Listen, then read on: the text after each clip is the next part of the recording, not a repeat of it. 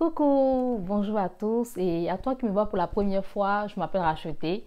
Bienvenue sur ma chaîne où j'aide les personnes oppressées par tout ce qui est esprit de mari de nuit, femme de nuit, liens ancestraux à être délivrées.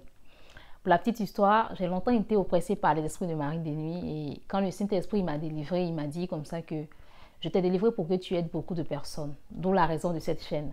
Alors n'hésite pas à t'abonner si tu veux être délivré, si tu veux aider d'autres personnes à être délivrées.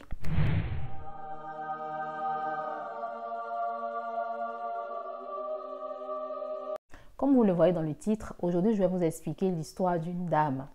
Cette histoire se passe dans un pays en Afrique. En fait, il est question ici d'une sœur en Christ, une sœur qui était vraiment passionnée du Seigneur Jésus-Christ, une sœur qui faisait l'œuvre du Seigneur. Elle était heureuse, elle avait tout ce qu'elle voulait, mais cette sœur avait du mal à connaître la joie du mariage. La sœur, elle se met en couple avec les frères, ça se passe bien, après, pour un rien, il y a la séparation. Et c'est comme ça qu'elle avait accumulé plusieurs relations. Mais arrivé le moment de sa vie, elle a dit, oh mais qu'est-ce qui se passe dans ma vie? Je n'arrive pas à me marier, pourtant je me comporte bien, mais qu'est-ce qui se passe? Donc elle allait voir son pasteur et avec son pasteur, ils ont prié, ils ont pris des moments de jeûne, de prière. Et c'est comme ça que le Saint-Esprit a révélé que il y a de ces années, des années en arrière, elle avait son arrière-grand-mère qui avait souffert dans son mariage. Et à cause de cette souffrance-là, cette grand-mère, elle a dit que tel que j'ai souffert dans ce mariage-là, je déclare que aucune descendance ne connaîtra le mariage. Vous voyez, en fait, quand cette grand-mère, elle a fait, c'était pas pour faire du mal à la descendance, mais c'est parce qu'elle a vu qu'elle avait souffert dans le mariage et du coup, elle s'est dit que le mariage, il n'y a pas de la joie dans le mariage. Et pour ne pas que ses filles, ses petites filles connaissent aussi cette souffrance-là, elle a dit qu'elle ne voudrait pas que dans sa descendance-là, il y a des personnes qui connaissent la joie du mariage. Donc la sœur, c'est vrai, elle priait, mais parce qu'elle était ignorante de ce lien-là, elle subissait malheureusement. Donc c'est comme ça que ça se passe, les histoires de liens ancestraux. Les liens ancestraux, comme je vous en parle toujours dans mes vidéos, ce n'est pas forcément le fait d'aller consulter un féticheur. C'est vrai, les rapports sexuels aussi donnent accès, la pornographie donne accès, mais il y a des paroles aussi en l'air. Mais si on ne se lève pas pour dire, pour rechercher la délivrance, on va rester là à subir certaines choses en pensant que oui, c'est la volonté de Dieu. Non, parfois il y a des choses que nous les chrétiens, nous vivons, nous pensons que c'est la volonté de Dieu, le Seigneur permet, mais il y a des choses là, ce n'est pas la volonté de Dieu, mais c'est à cause de notre ignorance. La Bible dit que mon peuple périt par manque de connaissance.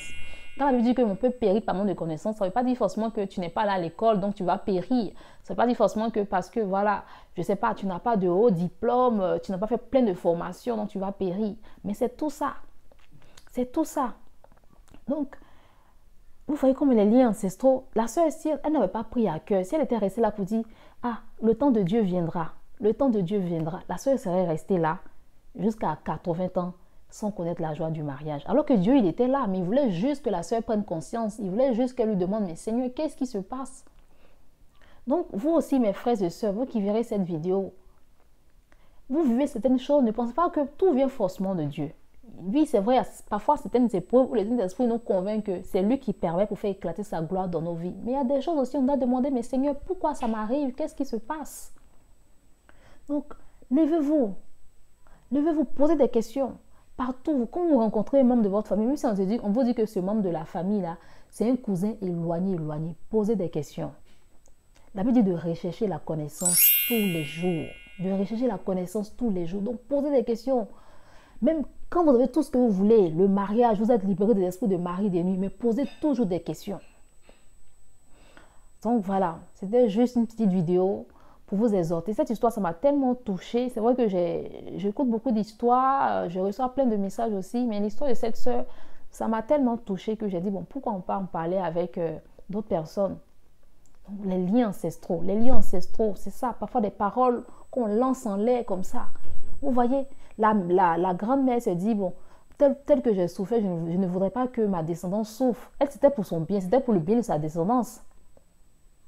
Parce qu'elle ne connaissait pas le Seigneur Jésus-Christ.